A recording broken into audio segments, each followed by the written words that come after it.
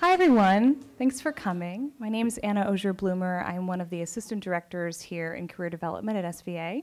I first want to congratulate all of you seniors who are graduating next week. Good job. So for today's Senior Week event, we are going to start out with a great presentation on Behance online portfolio systems, which most of you should be familiar with by now. If you're not, then you will be after today. Jenn Godbout, Partnership Manager at Behance, will be presenting. Then she'll do a quick Q&A, so if you have any questions after that, you can feel free to ask her. And then we'll move right into our alumni panel. We have some great panelists from the illustration and the photography departments to talk to you about how they've used Behance to find freelance work and how they've just survived in a freelance world. So I'm going to introduce Jenn right now, and we'll get started. Okay, I'm just going to time myself. So I will make sure to leave a lot of time at the end for questions. So please, if anything comes up that you want to look at together, we can do that. So make sure to hold on to those. First, I'd love to just tell you a little bit about Behance for those of you who aren't familiar with the company and let you know why we've partnered with SVA and sort of who we are and what we're all about. So everything that we do, and we do a lot of different things, is all tied together by this notion that we believe that so many of the world's problems are solved by creative people. And so what we wanted to do was empower creative people to really make their ideas happen. And whether that comes through providing them with more means to get exposure for their work or ways to get organized, that is the underlying mission behind everything that we do. We have an online magazine that you can see at 99u.com. We do a conference. We make paper products. But the thing that I'm here to talk to you about today is really our platform, which is the Behance network that also powers SVA portfolios. So this platform, just to give you a brief overview, was really born out of this notion of self-presentation. So the way that we like to think of it is that in the olden days, creatives really had to rely on face-to-face meetings where you'd have to have, an interview in order to sit with somebody and show your physical portfolio and explain what your role was and how you got from start to finish. And then the internet came along, which changed things up. But still, when people had their own websites, like if you had, your first name, last name.com, a lot of times it was still people who were either being given a business card and that you were meeting at a networking event, or it was like your mom and your friends that were going to the site, and it wasn't that level of exposure that we felt was possible. So that's where the network came into play. And really the main difference here, because I know there are other options and there are other portfolio sites out there, is that Behance provides the largest amount of traffic that one person can get. And I'll go through the steps and what it looks like when you're actually creating a profile and adding a new project. But essentially, the main ease of it is that you can publish your work in one place and have it appear everywhere, whether that's syncing with your Twitter account, your LinkedIn, sharing it through your other networks and to your other contacts. But we just wanted to make things really easy and free and simple and let the work speak for itself. So through our partnership with SVA, we created the portfolio site, portfolios.sva.edu. And I know it's a bit dark in here, but maybe I could just get a show of hands to see who has at least been to the site and looked through it and has an idea of what that site looks like. Okay, great. And how many of you have actually added work? So added at least one project. Okay, well, hopefully that number will go up after today. So this site is open to all students, faculty, and then even after you graduate, it's available to alumni. All three of the panelists who are here today have their work up on Behance, so they're going to be speaking to that and how that's helped them in their careers. And this is something that the career service team is going to be sending out to anyone who's interested in hiring from SVA. It's something that we push out a lot as well to recruiters or hiring managers, and even just other creatives who are looking to collaborate. So it's a really great place to find new connections. So I'm going to go through these things quickly, but really I'd love to hear from you. So at the end, we can look at anything in more detail that you're interested in, and I'll just sort of breathe through them now. So I'll walk you through the steps just so you can get an idea for those of you who haven't gone through this experience of how easy it is to add new work to the site. This is the view you'll see when you're creating your first project, and this is what you'll see when you're adding another project. So you'll just click on the blue Create Project button. In the first step, you're going to select Files. Here you have the ability to batch upload. You can select 15 images if you want to, or you can embed from other sites. So if you're already displaying your work on YouTube or SoundCloud, Vimeo, anything like that, you can grab the embed code and paste it in there. Next up, you'll be prompted to edit the way that your work is displayed. So you can change everything from the font to the order of the photos, the background. You can go into this area and make edits at any time. You can also add in links, more information, less information. This is really up to you, how you'd like to customize it. And then in the second step, you'll be prompted to select a cover, which is sort of a thumbnail for your work. And it's always a great idea to select something that's relevant but also enticing and is going to make people want to click through and see the larger project. You can also enter in a title here. And then in the last step, you're going to select your setting. So you'll choose the creative fields that best represent your work, and you can also enter in any project tags that you want. So this is completely open-ended, and you can enter in things like Adobe CS6 or any of the tools that you've used. And it's really great to provide more information here because these are some of the ways that people might look for work and find new work. We have some recruiters that might come to the site and say, okay, I'm interested in hiring a recent grad who's based in New York. So they'll filter out by location, and then they'll say, and we also want them to have these tools in their portfolio. So that's a way that your work will rise to the surface by entering in those attributes there. I'm going to flip through some top portfolios on the site just to give you an idea of some of the work that's being displayed. This is an amazing fashion photography portfolio, and this is an interface designer. And as I'm flipping through, you'll also be able to see that they've each sort of customized their background, and they all have a different way of choosing their project covers and the way that they're titling their work. So it really should be, a representation of your own style. And out of anything that I'm going to, leave you with, I always like to say this is my most important slide. We look at amazing work online every day, and we really do think of your portfolio in a lot of cases as your chance to make a first impression. A lot of people will discover you or see your work for the very first time in an online setting. So these are the 5 things that we've identified as suggestions. They're not required, but these are our suggestions for making your portfolio successful. So the first thing is to edit yourself and make sure that you only include work that you're truly proud of in your portfolio. Sometimes we'll see people trying to add in just everything they've done to show the abundance of work that they've participated in. But actually, we like to say that your portfolio is only as good as your worst project. So never include anything that you wouldn't be proud to have your name attached to, because once it's online and you're promoting it out there, that's essentially like a calling card for you. Next up is showing relevant work, and what we mean by that is if let's say you've worked for a client and you didn't really enjoy the project, maybe you want to consider not adding that to your portfolio. And the reason why is that you tend to continue getting work or getting incoming calls from people who are similar to the work that you're showing. So they might see that you've worked in one discipline and continue to reach out for projects like that. So show the relevant work and the work that you hope to keep creating. Thirdly, when we say respect your work, we mean to spend time editing your text and choose high-quality images. There's nothing more heartbreaking than when you see somebody with an amazing sculpture project, for example, and then they've probably spent months creating, and then when they go to add it to the site, they have a pixelated image, and it's not as clear, as beautiful as it could be.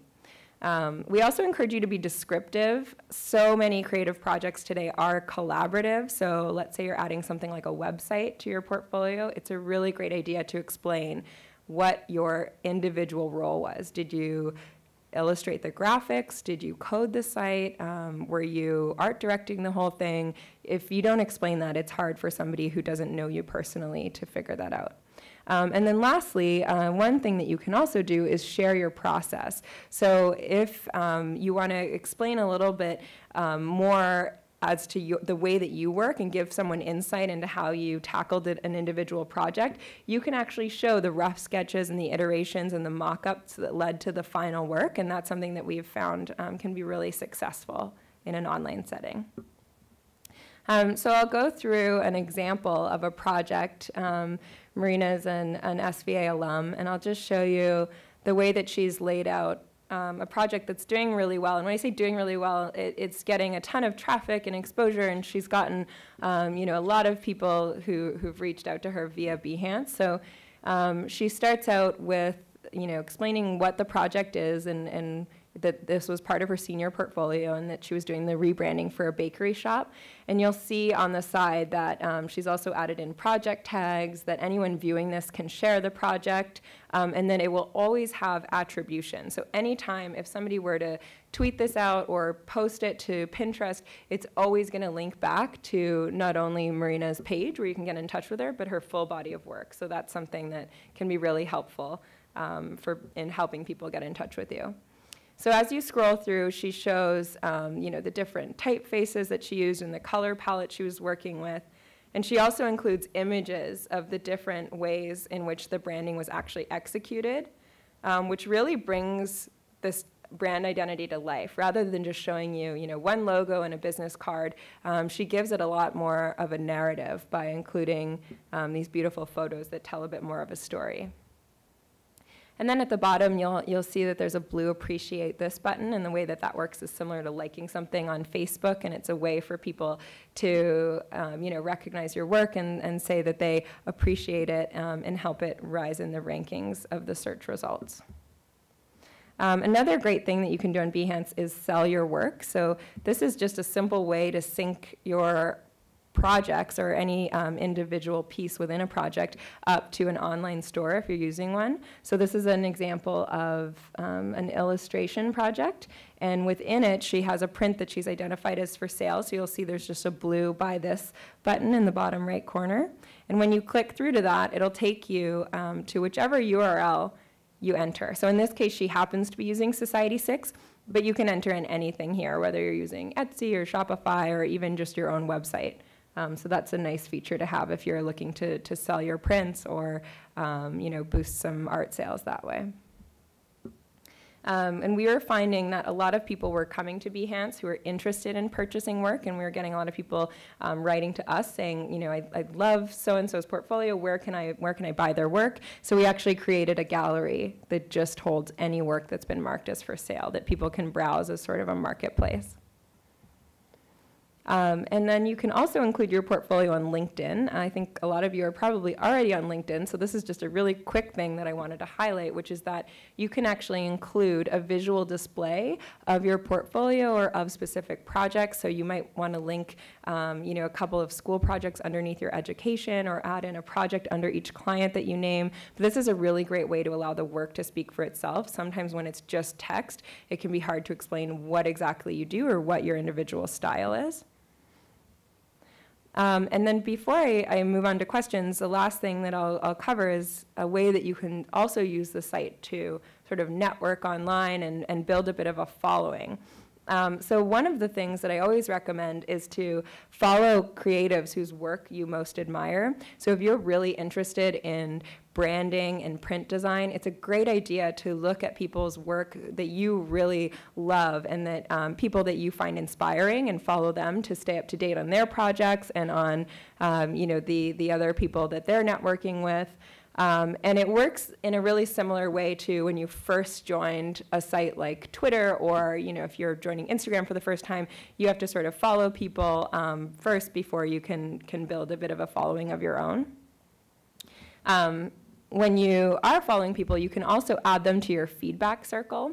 And this is something that we built so that you would be able to publish a project, and sorry, there's so much feedback on this, publish a project and only have it visible to a select number of people or one individual. And that can be really handy if, for example, I worked on something with a colleague and I want to get their input before I share it with the world, before I make it public. And then lastly, I know you're going to hear a little bit about this from your lovely panelists today, but I do want to share a couple of just anecdotes that we hear, because we, via Twitter and email, we hear from people every single day just saying, you know, I got this job from Behance, or this is how it changed my career. And that's really why we're in the business that we're in. And it lets us know that, you know, the platform is working, and that it's also just a real reason why we hope that all of you do spend a bit of time on your portfolios and add your work to the SVA site.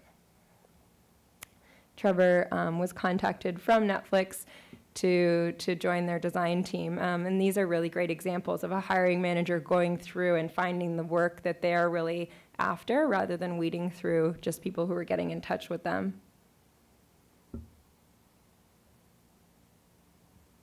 So on that note, I think there are some microphones floating around, but it's also smaller groups. So if anybody wants to get me to pull up anything specific, we can look at that. Or if you have any questions, I'd be happy to address those.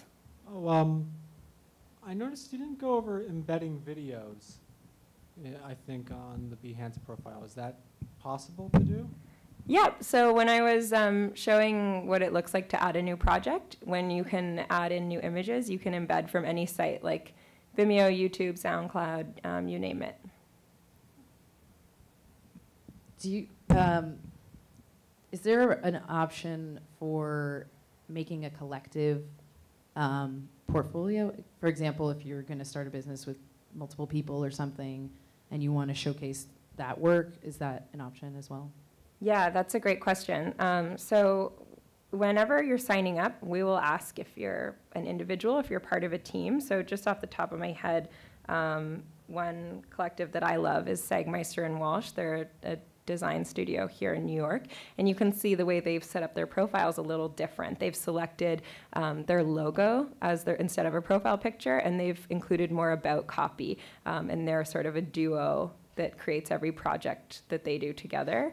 There's also a way that if you have an individual portfolio, but on one given project you've collaborated with somebody else, you can name them as a co-owner, and then it'll automatically appear in both of your portfolios, and you can explain in the credits that, you know, I took care of the art direction and he took care of the production, or whatever it may be.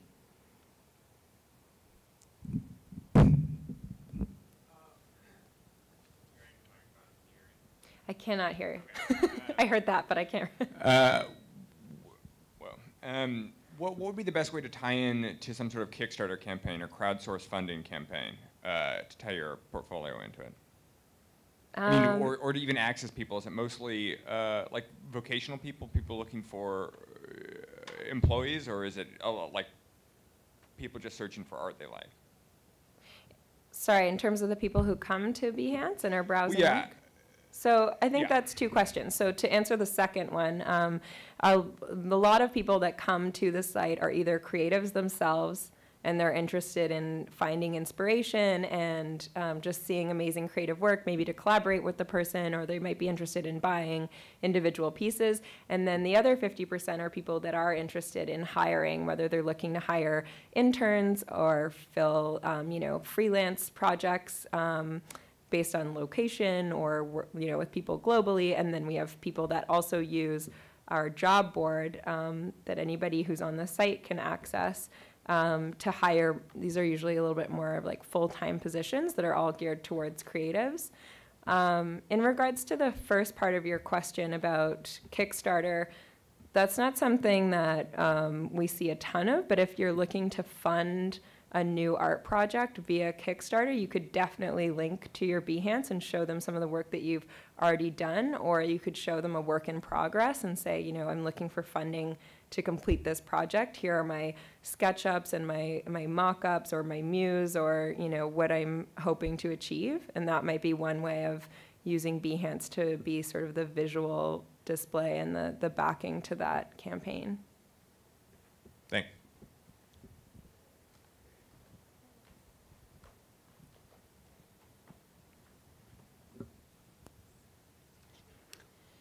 Say if you just start a profile on Behance and you're just starting to put your work up, does it Does it allow you to post up your resume as well if people want to see your flat-out resume? Yeah, that's a great question. So we have something called work experience. So let me just actually log in and show you, because I've filled some of mine out. And this is something that sorry, I have this thing where when I type in front of people, I make mistakes. So when you're logged in and you go to visit your own profile, you'll see here that you have the ability to fill out, either an about section, or this could be like an artist statement or your mission statement. Or a bio, and then underneath you have your work experience, and you can choose whether or not you want to make this public.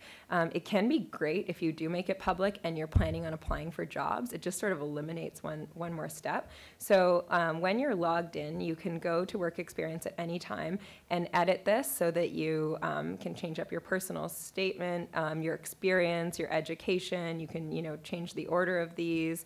Add in any awards, languages, just really the basic fundamentals that you would have on a CV. And what's great about that is then if I'm logged in and I go over to the job list, and let's say I was really interested in this design posting for Huge, this company based in Brooklyn, and I wanted to then apply to the job.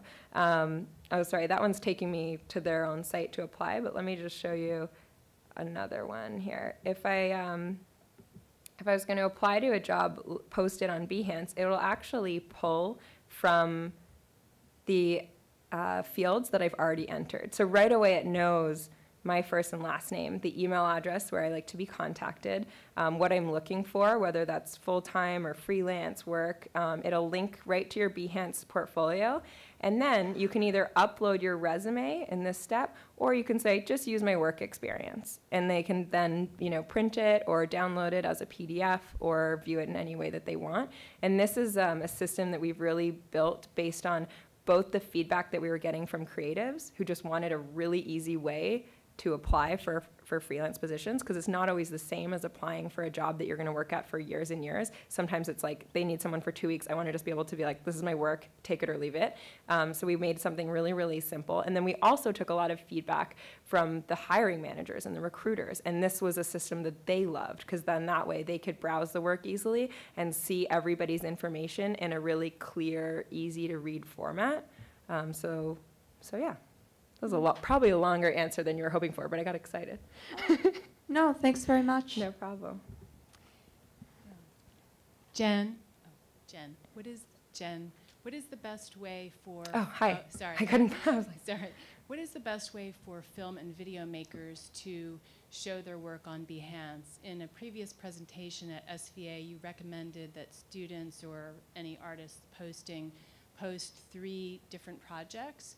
And I've heard from students who are finishing their thesis films that work is their strongest work and the work that they would want to profile on Behance, and in that instance, it would be one piece. So what advice would you give students and artists in that category? Sure.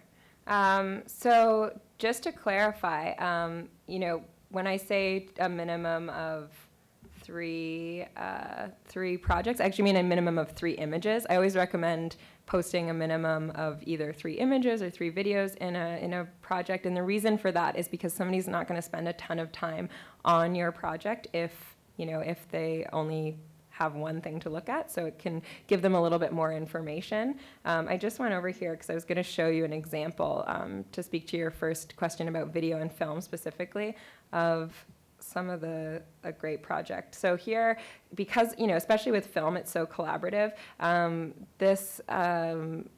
is it?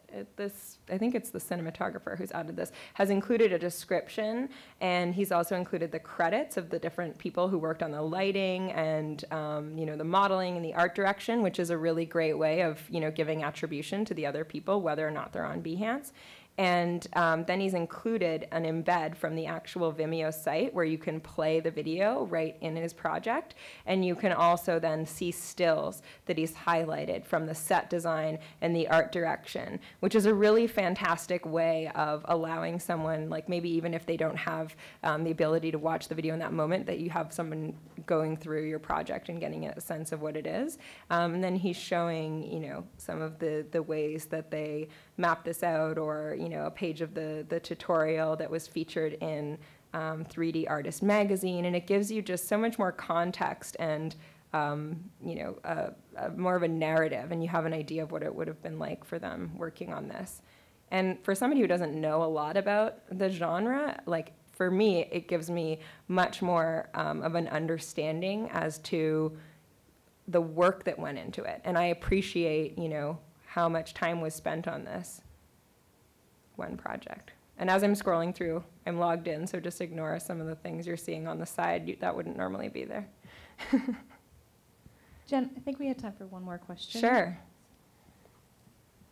Hi, I was just wondering, I know that there are ways you can tag a project with open-ended tags, but are there any plans to add more categories, for example, like service design or experience design as a way to categorize your project?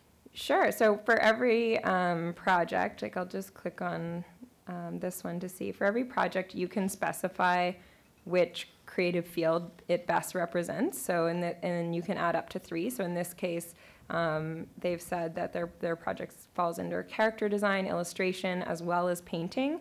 And then over here, you can add in any tags that you want. So these are completely open-ended. So you can add, you know, like acrylics, paper, the things that you're using, any of the tools. And then on the actual SVA site, you can add in which major it's related to. So if it was something that you created while you were in school, you can say that this was for my, you know, BFA graphic design program or anything similar.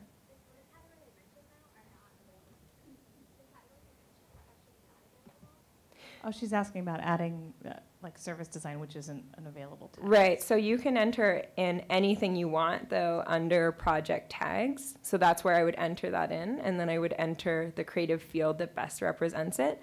But because project tags are completely open, that's where I would recommend it. And the way that we, you know, decide what goes in the drop-down of creative fields is really based on what we're seeing the users of our site doing. So if something isn't there, it unfortunately just means that we probably haven't seen a huge demand for it.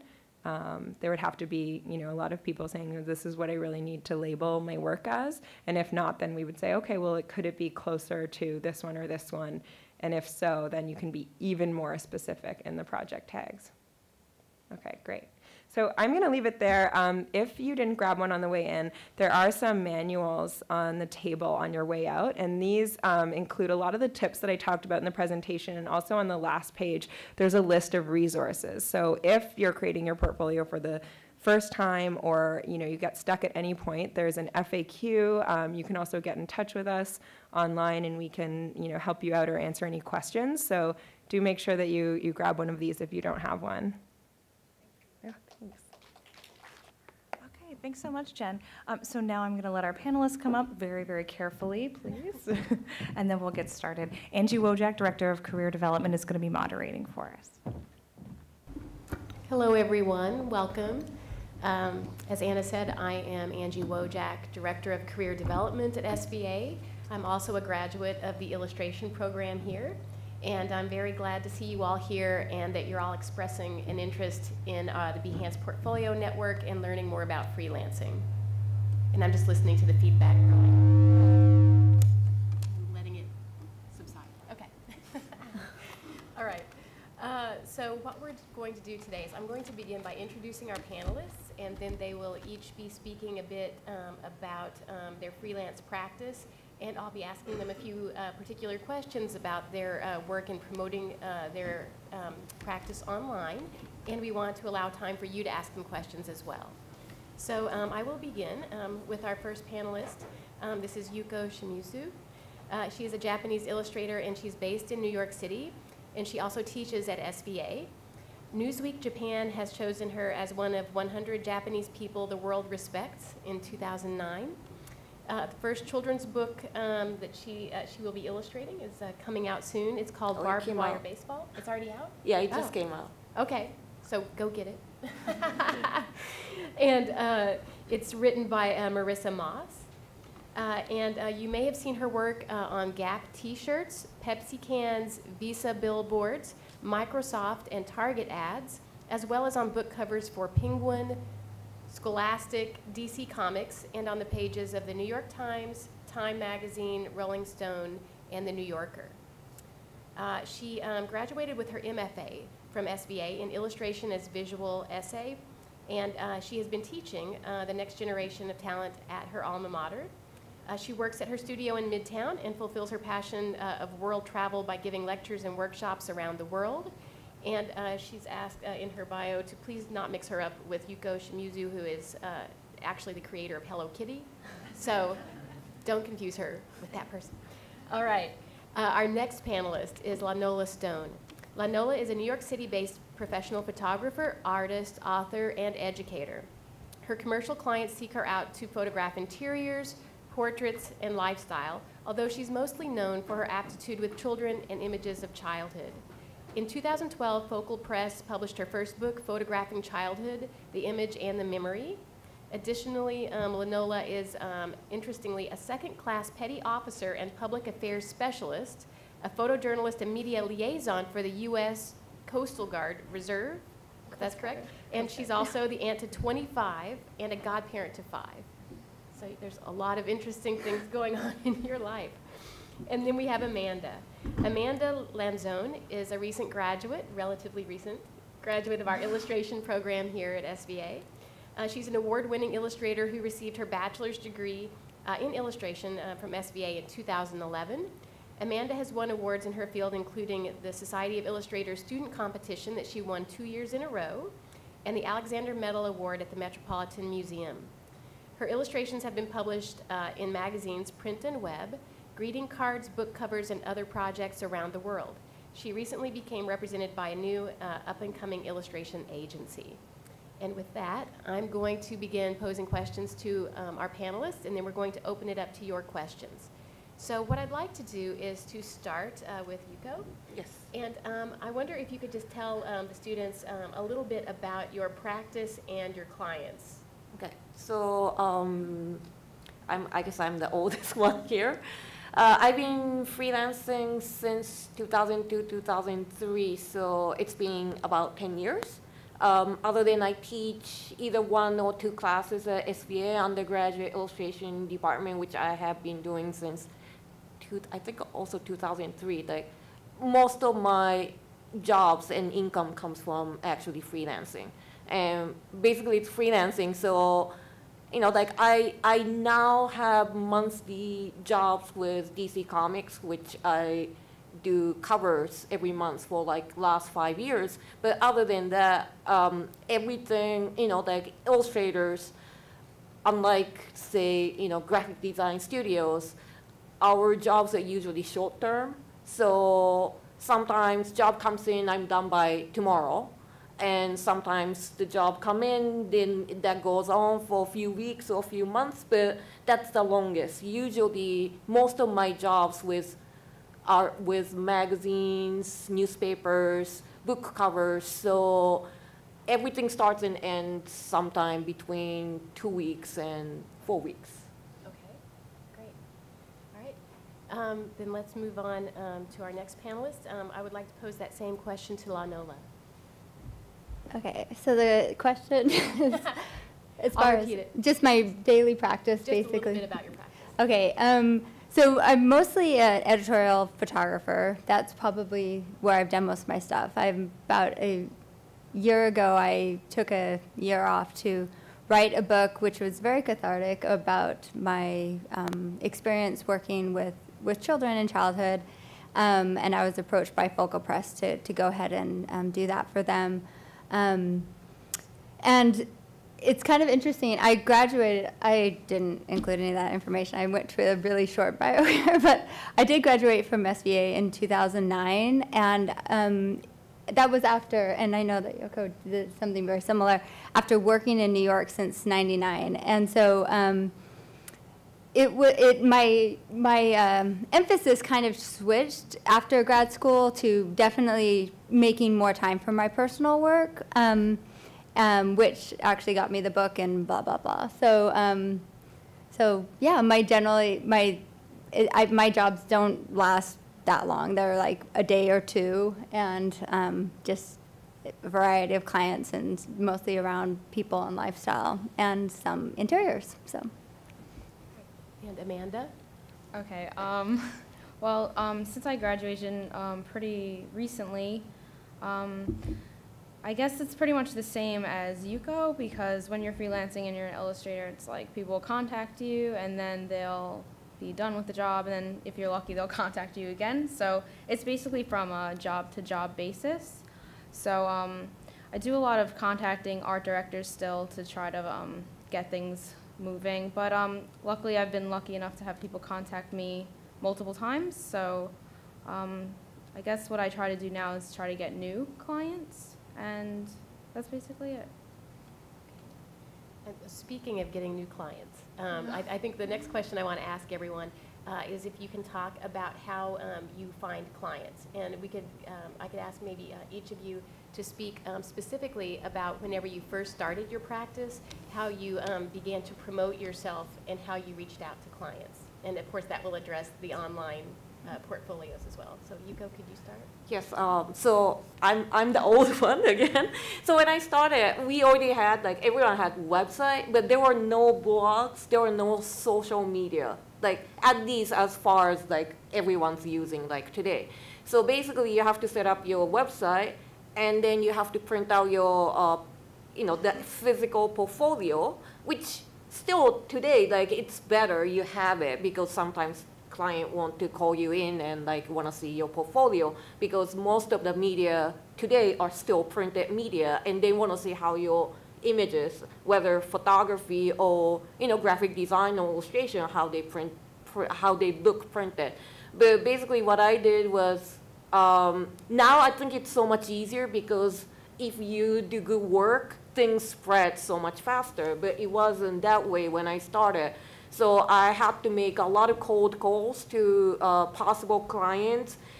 Is there a portfolio drop-off day? When can I drop off? Like, can I meet you? Like, can I possibly bring my portfolio? And also making tons of cards to send out. Sit in Barnes & Noble, flip through all the magazines and look at the masthead, write down all the info. It was before smartphones, so you're not taking like photos with phones. So I was just writing down, making lists, make like 50 names of the people I want to work with, and then make printout of the new images and put in the clear envelope and send them like every month. And I waited like 6 months and feeling like nobody's ever want to work with me. And then like 6 months into it, I think like people realize I'm pretty persistent and that I'm eager to work, because I created new images every month and made the handwritten envelopes with stamps, send it out. It's not the printed address tag. That I bought the addresses, like massive addresses somewhere. And so they knew it. So around 6 months in, people started calling. And what was nice was some people said, I don't have a job for you now, but I've been getting your cards and I like your work, so I want to meet you. And then eventually they gave me work. So, still like, I think things are so much easier and things are so much more online and digitally done now. But at the end of the day, I'm sure everyone agrees, but like, work is basically person-to-person relationship. So like building up the relationship with the person that you want to be working with or you're going to be working with is the key to kind of developing your number of clients who wants to come back to you or who wants to work with you. So that really hasn't changed, I think. Okay, I also started out when there wasn't a lot of there wasn't any social media, and so when I actually first came to New York in '99, and it was a lot of cold calling and a lot of sitting in, like, seriously, sitting in Barnes & Noble, writing down, taking down notes. It is so much easier these days, and but at the same time, I think that can't take place of the tenacity that the old method had, and the discipline that it taught you. So I kind of have a post-graduate school life and a pre-graduate school life. So my pre-graduate school life, a lot of those jobs came from, you know, I was first in New York, and I worked with other photographers, and I was an assistant, and I looked at the photographers that were doing the work that I thought was really good, because I didn't want to learn from somebody who was crappy, and so it was really great. Like immediately, like within, really quickly, as an assistant, it's like much easier, you know, to start out that way, because I was immediately working on Banana Republic ads and Nordstrom and these bigger clients, and I was able to be exposed to how people who do those jobs, and I think that was a huge learning tool. Again, that was back in the day of film and all this stuff. Around 2005, things switched up a little bit, and you know, I was starting to shoot more digital, and where I was really proficient in my craft when it came to film, and it was very unnerving to me that I was learning this new medium, and so I took a year off to be a creative director at a magazine, which was an amazing experience as far as learning that, like, people don't call you right away doesn't mean that they don't like your work. They like stick it, and they stick it on a board, and they wait until there's a project that is right for you. And I think that was my most valuable experience learning.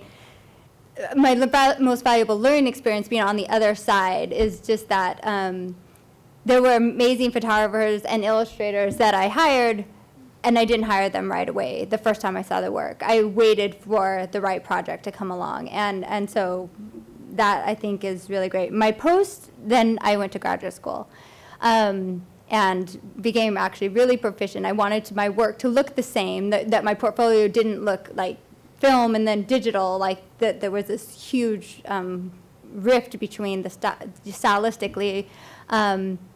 And since then, I have to say, it's kind of been a lot easier. I mean, my book came to me because they saw my work, and that was like on my website. And, you know, also SVA, I have to give props out to, you know, the Alumni Association, like definitely kept track of me, and, you know, I had work down at Art Basel and that exposure. But like all of that was pushed forward, even made more evident because of social media. And so after my book was published, I started my Behance portfolio, and this new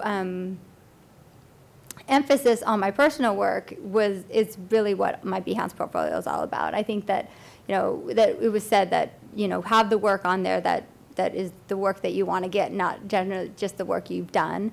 And I think that's actually really good advice. And so I think that pretty much answers the question, right? Okay. Okay. I also do the Barnes & Noble thing. Well, I'll go there and I'll sit there and I'll be in a doctor's office. I'll read the magazines and like write down people, like the art directors. That's a really good thing to do, I think, still, because it's good to be personal with people. So, you know, if you keep sending them emails, they'll get used to seeing your name, and it's like a good thing. But I find that a lot of traffic comes to my site through being featured in places. So the Behance thing is great. If you have a blog, that's also good. Like, things kind of get around, and there's been a lot of traffic through that kind of thing. Like, if you're featured on any sort of website, always have your stuff linked. And I think that's a really good thing. Other than the Behance, is to just keep putting work anywhere you can. So that's it. Yeah, and just one other thing is that you mentioned is it's such a small world. The creative field is just such a small world, and I can't tell you the amount of times that I've met somebody and I knew their work because I had looked at that masthead, and I'm like, I knew who I was talking to. That's really important. And so if you just kind of look at the work and you think, oh, this is beautiful, that's beautiful, it doesn't really tell you the backstory. And when you have those opportunities, they can like pass right in front of you without you even knowing. So there is something about knowing who's involved in what project, because that is, I mean, I have definitely gotten jobs by like people being real, but creatives are really, they love to know that you know what they're doing. And if you're like, oh, I know you, you're like at House Beautiful and you're doing blah, blah, blah, they're just like, oh, I really like you. And I want, so I think that, another shout out for just doing the legwork. Yeah. The Barnes and Noble thing definitely do works. it. Just do totally it. works. Because there are, as an editorial illustrator, editorial photographer, there are gazillions of magazines out there who use photography illustration. But where Amanda fit might not fit me, where I fit might not fit you, so to go into Barnes and Noble, and I might pick 30 magazines that might be completely different sets of 30 from what she does or what she picks. And that makes it really personal. And, one of the art directors who called me to ask me to come in, who didn't give me the job right away, and it was one of the first magazines I subscribed to when I first moved to New York. And then I met him years after I graduated, and then we realized we have the same aesthetics. He's an art director, I'm an illustrator. No wonder why I like your magazine, and no wonder why you thought my work is good. And he works in a completely different field now, but we're still friends, and every time he comes to New York, we meet up or talk on Facebook. So knowing what people do and see yourself in there or not is very important. And now with the internet, it's so much easy. If you have money, you can buy 500, thousands of lists with one click and your credit card. And if you have a lot of money, great. But then out of that 1,000, probably 900 is completely useless for you.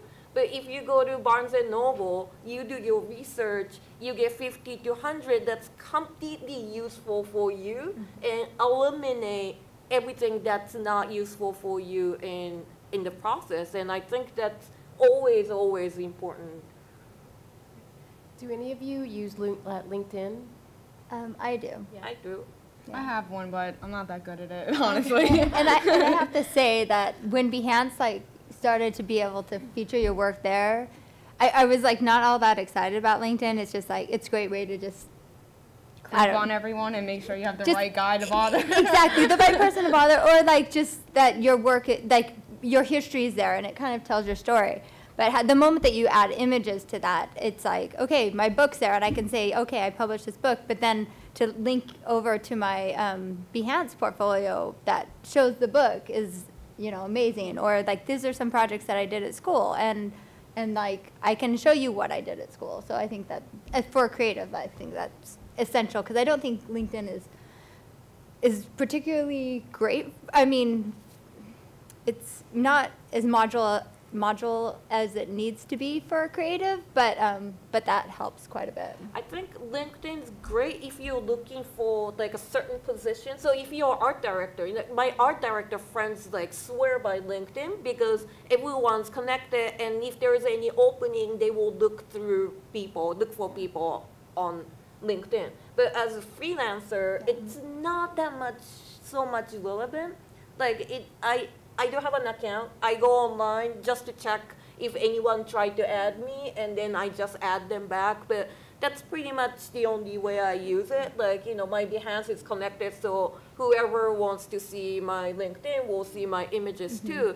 But it's more important for freelancers to have Behance site and maintain that mainly than LinkedIn. Yeah, for my freelance, it's here's my work, and then it goes straight over to Behance, because there's really not a good platform in LinkedIn to do that.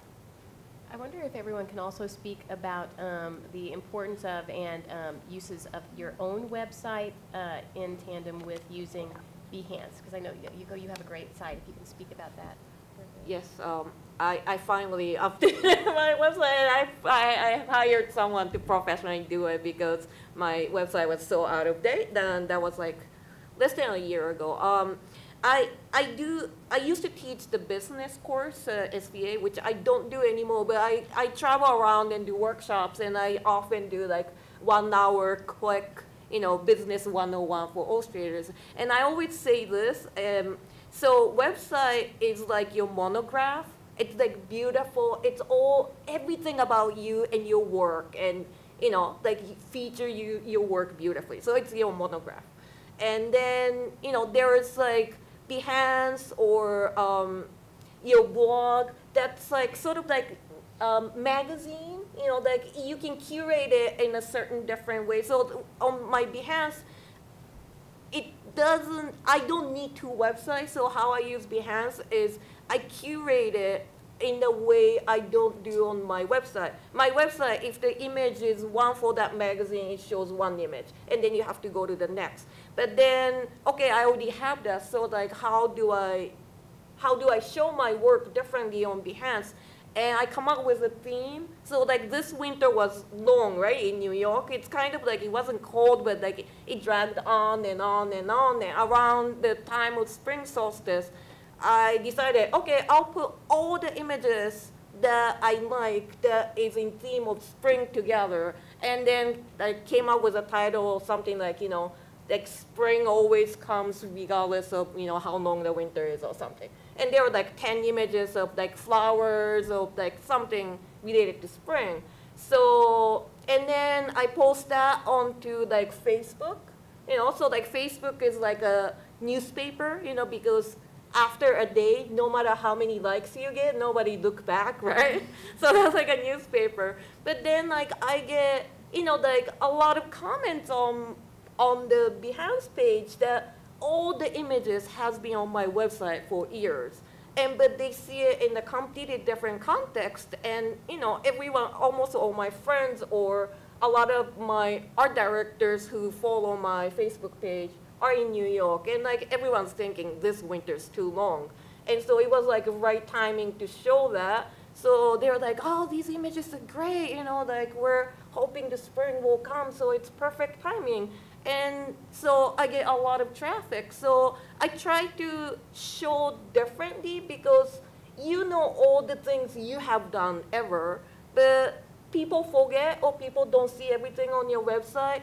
And then if you have a different platform, so curate it differently so people can see your strengths from a completely different side. So I try to use it that way. That's great. Anyone else want to add? I think that I will use it more that way from now on. No. I think it works. No, I mean, I definitely tried to like separate, but and the reason I laughed when she mentioned website is because I was supposed to have a new website up by today. So John, I know this is recording. It's not done yet, you know, but you know, there has to be a difference like between your Behance site and your website.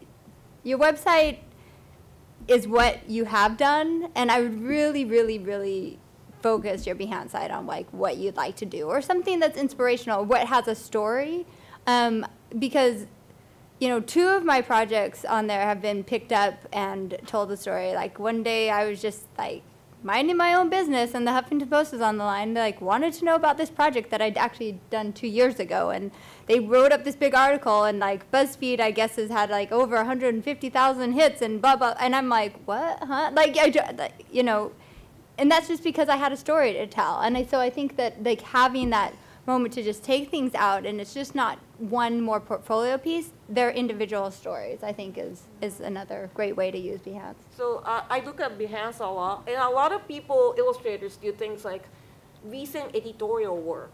Yeah. Like, that's not an exciting title, right? Like, I don't want to click on it. So like, come up with something fun that like, you know, if you see something like, you know, whatever that is, like you want to click on it. And that's not the recent editorial work, you know, like recent work. And like, yeah, like a little bit more exciting. And I think like those titles are also important, and how you curate is important. And also I have a similar experience. So I have friends who work at Behance.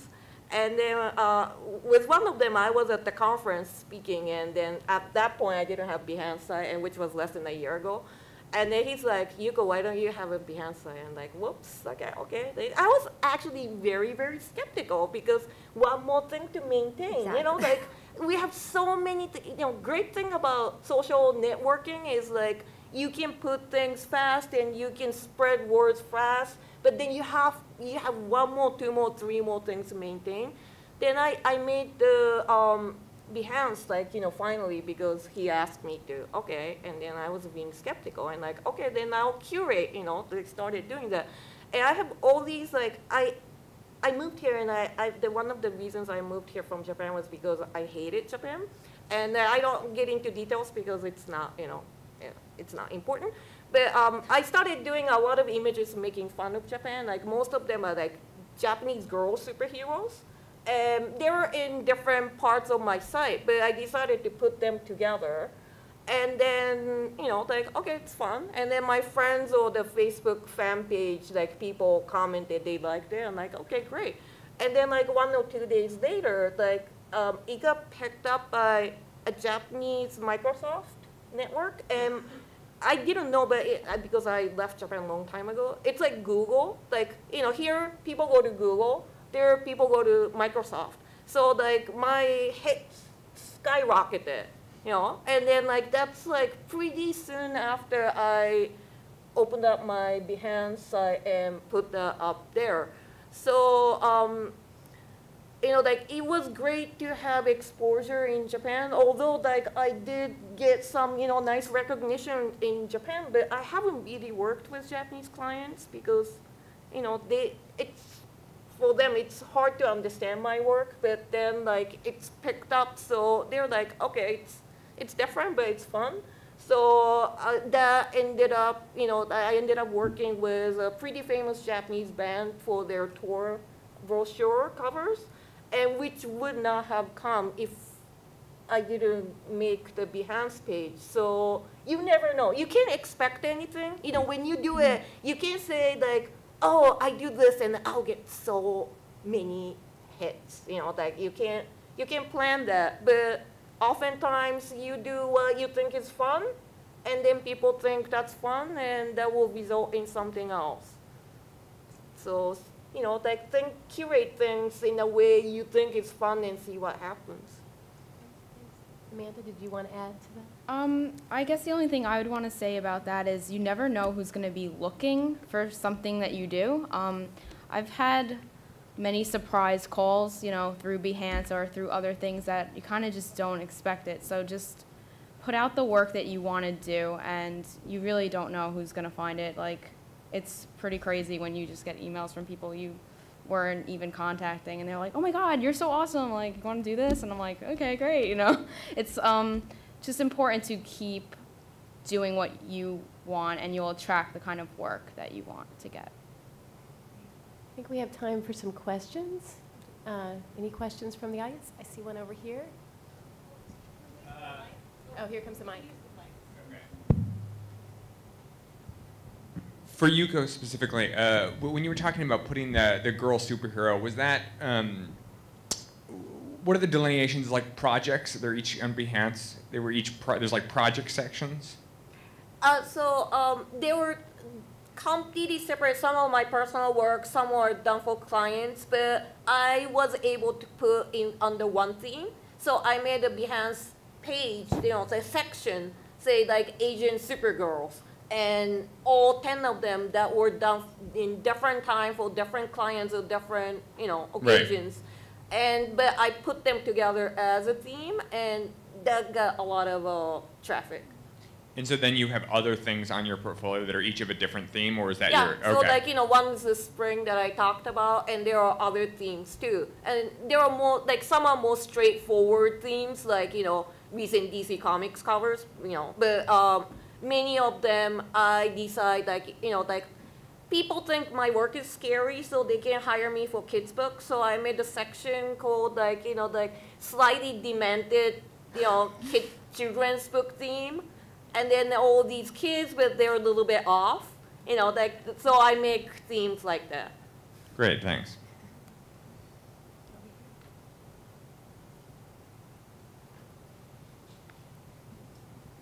This question is kind of for NOLA, but maybe any of you panelists could talk about this. I was wondering if you guys could just address the issue of personal work versus commercial work, because that's definitely a thing. Like for me personally, I was unsure what to put on my Behance if I was going to make one, which I haven't because I don't know what to put on it yet.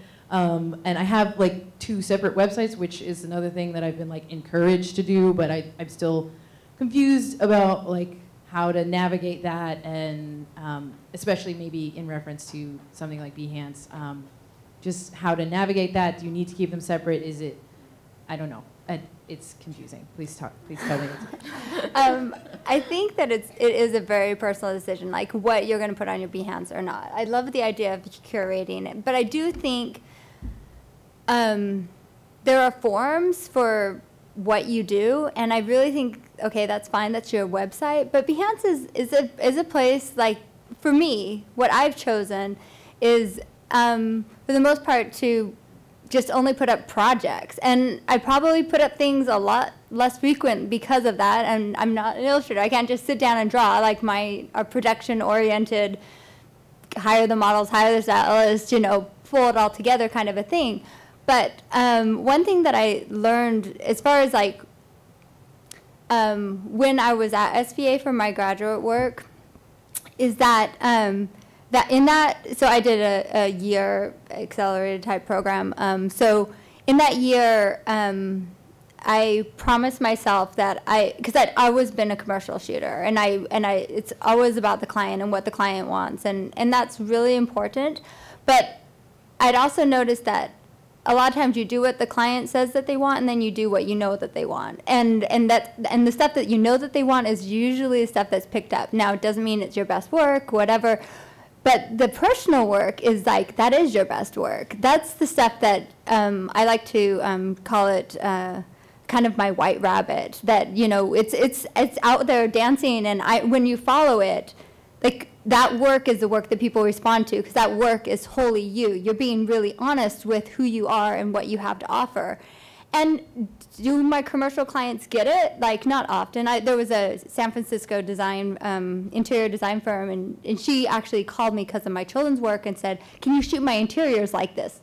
Those clients, like, never happen. But it did happen that one time, and I was given the freedom to, like, really put what I saw in those interiors, like I do with my children's work. And so I think that, the delineation, don't make Behance, because it is, I'm amazed at like how much exposure that some of my stuff do get. Like, seriously, when the Huffington Post called, it was like right after the hurricane, and I'm like putting stuff together, and like, I'm like, what? Like, I was so confused. Like, I guess it got picked up by BuzzFeed, and then it got picked up by something else, and I was getting all these hits in such a short amount of time. You want to like put anything on there that you're like, okay, if 100,000 people look at this tomorrow, like, I'm happy about that. Maybe that's not the kid blowing out the birthday candle, although that's like great and it pays the jobs. But but I always like think of my personal work. I don't have children of my own. I have a lot of nieces and nephews, but I don't have any children of my own. And I think of my personal work as my children, and I work to feed the kids. And so I work, and I do that work that you have to do to pay your rent, to whatever, so you have money to feed the kids. And those kids are what you're so proud of, and that's what you've invested your time and your energy in, and that's the stuff that you want 100,000 people to see in a 20-hour period or whatever. And that, for me, that's the stuff that I put on the Behance. Now, I've like totally given up on my website a little bit, so I'm not going to speak on that one. Check back in a month, hopefully. Oh my God, it'll be finished then. But yeah, I don't know. Can I add? So I don't know how different your personal work and commercial work is, but like here's like not knowing that, but the generally. There's so many creatives out there, whether your website, Behance, or like Facebook or Tumblr, or wherever your work's gonna be, and you have to stand out to get that call. And usually, your personal work, it stands out. You get a call to do a little bit more boring commercial work, but then, like she said, it will feed. You have income so you can keep doing what you love. And from my experience, eventually more and more people will call because they know your personal work, and there are more people in the future as you go longer and longer and just want to take chances because your personal work is great. But till then, you know, like, it's always great to get commercial work, right? That's how we all pay our bills. And, you know, like, not all the commercial works are boring. You know, there are a lot of exciting works. I have to say, most of the works are exciting, right? But, like, just don't put the works you're not proud of out there, like everybody's saying. But focus on what stands out in all these talented clouds is that your personal work. And then slowly, the more jobs closer to your personal work will start coming in. It takes time, but it will happen because that makes you different from the rest. Yes, question right down here. Yes, it's coming. There you go. Oh, okay. I got a call from people say they're with Russell Brown, saying they want me to do big things. When famous people call you and they want everything for free, what's your feeling on that? I said, yeah, I have a really strong feeling about that. I mean, you're running a business, and a business is always has to be paid. Now, the form of that payment, it varies. So if you think that working with a really famous person, like whatever, Kate Moss wants me to shoot her children for like $25 an hour, I'm like, sure, I don't care. Like, you know, access is like a huge thing. And if you have, and that's why editorial work is like, pays you so much less than, like, you know, advertising, is because ideally you should be getting access to people and places and whatnot. And so if somebody that you feel like can help you, wants something from you, like, just make sure that you're being compensated. Whether it's financial or not, like, you need to be compensated. If it's not going to do anything for you and they're just a big name and there's nothing in it for you, like creatively or whatnot, like, turn down that job. You know what I'm saying? Like, you don't have time to do crappy work for free. If it's awesome and inspiring work, you probably do have time to do it for free, because, like, you would pay them to help you fulfill a vision. Like, you know what I'm saying? So you always have to be compensated. That form of compensation is very personal, and whether or not it's worth it. So I always think of everything as a business transaction, and, you know, if you can get win-win situations, all the better or whatever, but don't ever let you be the lose side of it. As a photographer, like, that happens, like, so often. Like, oh, this will be great exposure. Like, oh my gosh, this will be blah, blah, blah.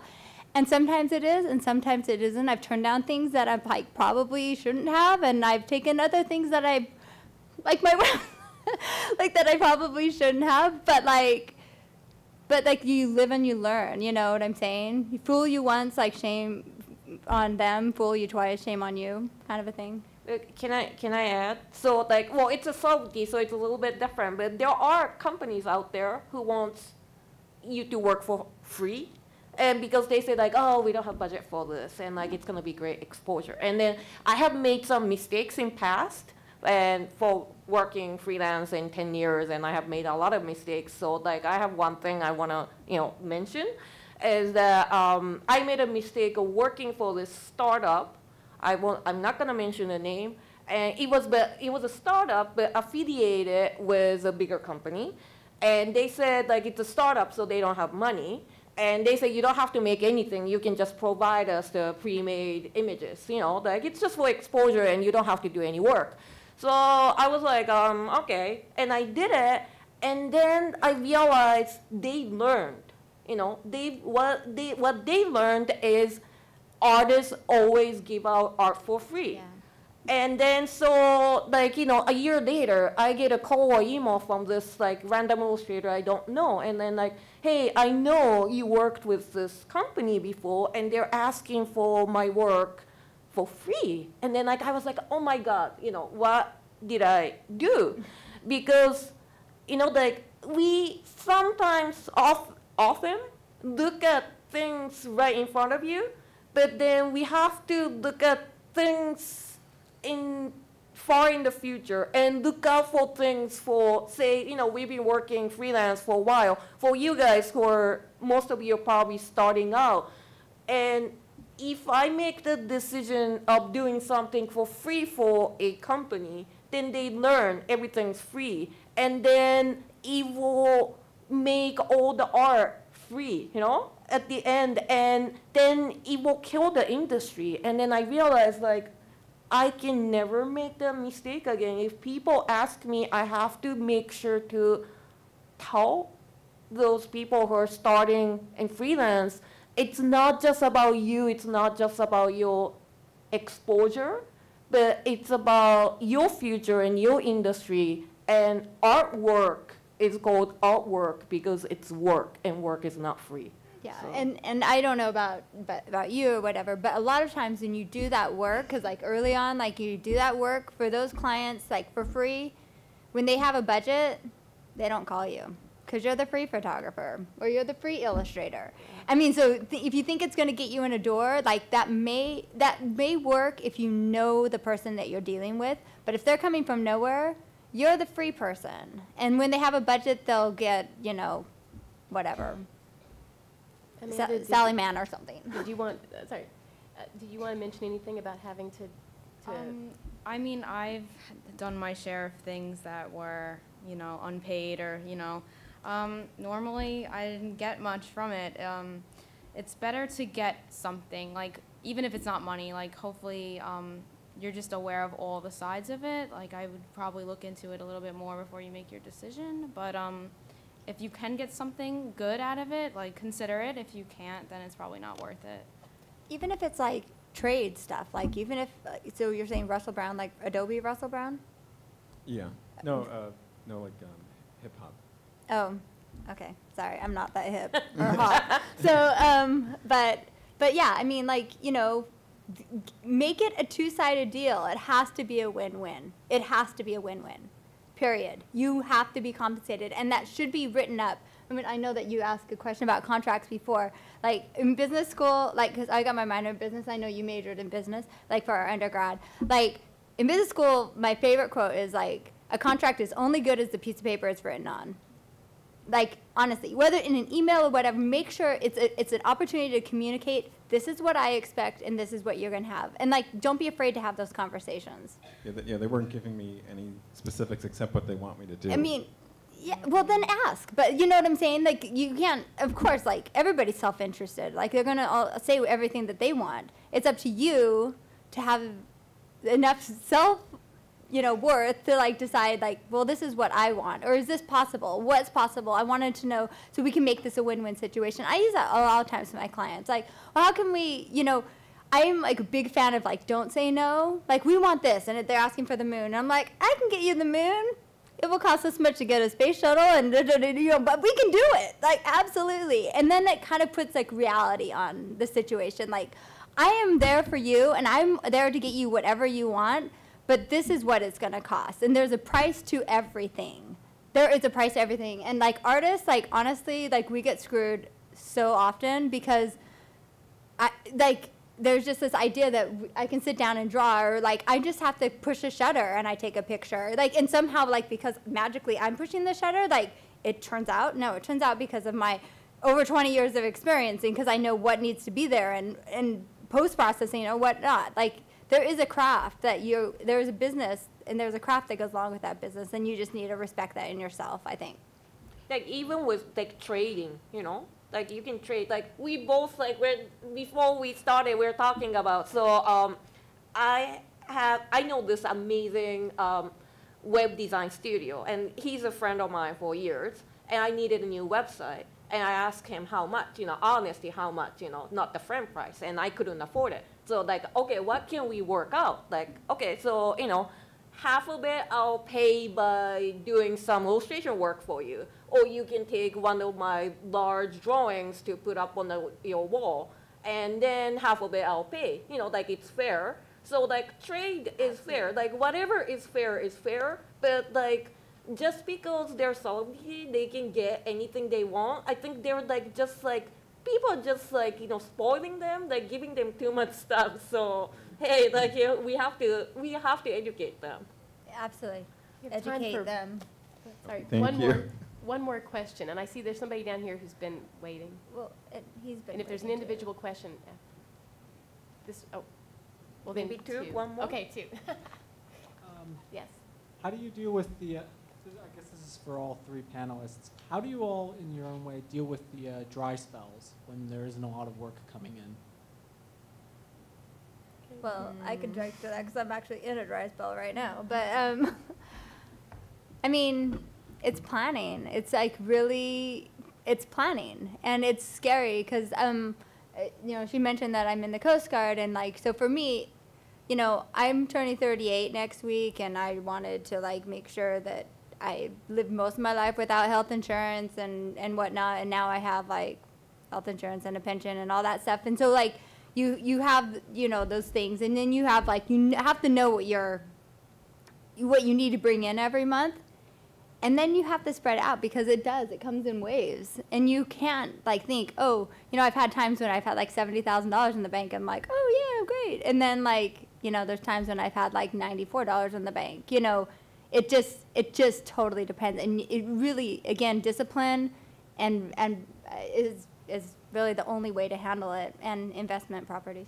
So you would say that it's like basically hope for the best and plan for the worst? Well, yeah, I mean, you can't just like hope, right? You have to do something.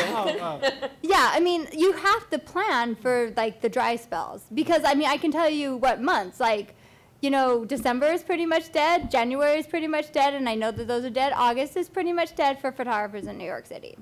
Like I know that. So, and again, like assisting or whatever, talking to people, like find out what the dead months are. Like, I do commercial work, so like, they're dead for me. there are dead months because like magazines usually have January, February. Already so, done, like, before Christmas. Yeah, before Christmas, between like Thanksgiving and Christmas, like it's often dead. But like, I think it's a good question. There are things we have to be aware of. Is the freelancing artist is an artist, but it's also a small business. So if you're really not good at keeping track of your finances, then take a class or like read a book, whatever you can do to get your finance like oriented mind going, which is one thing. And also another thing which made me feel better at some point, so I mentioned, is that everyone freaks out. And even people you never think will freak out.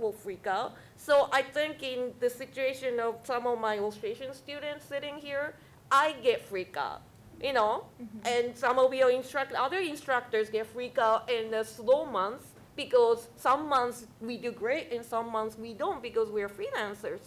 And it's just the nature of freelance life, and it will never go away. When an illustrator who I really, really respect, and he's so like, together and always in all these publications, and when his friend said, yeah, even he gets freaked out if he doesn't get a call for a few days. So I'm like, okay, it's not just me, and it's not just you. It just comes with being freelancer, and you kind of have to be ready for it. And then you get freaked out, and then okay, freak out for like a day, and then like if the call doesn't come in the next day, think of things to do. Like, can you go back to Barnes and Noble? Can you update your website? Exactly. Can you send out new cards? There are a lot of things you can do outside of actually making work or making new work to put on your website. So you just have to balance, because it will never go away. It's part of your life. Yeah, and there's never a dead time when you're a self-employed person. There's never a dead time. There's times that you're scary and that the money's not coming in, but you can't have like dead time. I mean, you have to like take vacation or whatever and rejuvenate yourself, but you have to always be thinking of that next job and like what you want, and follow that white rabbit. I think there's always something you can do, like if a couple of days go by and nothing's happening, like just make the new work, start contacting those same art directors, like go back to Barnes & Noble again, like update your Behance, whatever, and just call people you've spoke to already even, or, you know, it's going to happen. Like, it's not the most comfortable thing about being a freelancer, but it's not like forever or anything. Like, something will come up. Great. I think we had a final question we were going to take right here. Yes. Actually, as I was listening to Yuko and Amanda speak, the question I had in my head actually got answered. Oh, it did. Yeah, it actually got answered, but thanks very much. Oh, sure. Well, with that, I just want to thank everyone for coming, and I want to thank our panelists for joining us today. Thank you.